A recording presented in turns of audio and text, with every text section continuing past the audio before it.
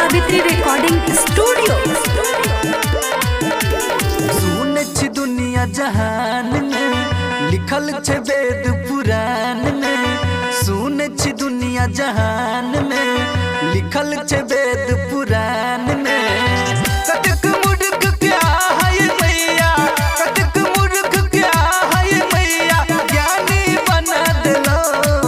हम हो छी अहीं के बेटा, किया काट लगा देलो। हम हो छी अहीं के बेटा, किया काट लगा देलो। हम हो छी अहीं के बेटा।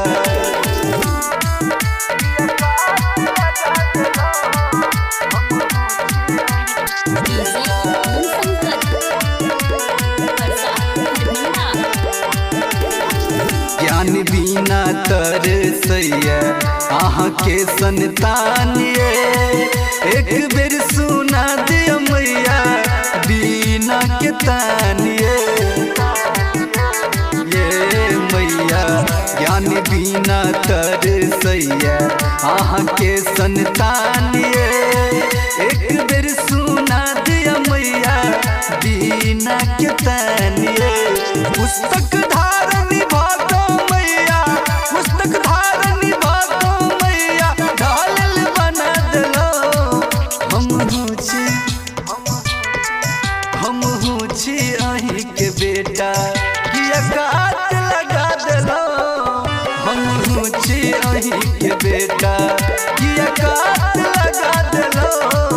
हम हो छी अहीं के बेटा।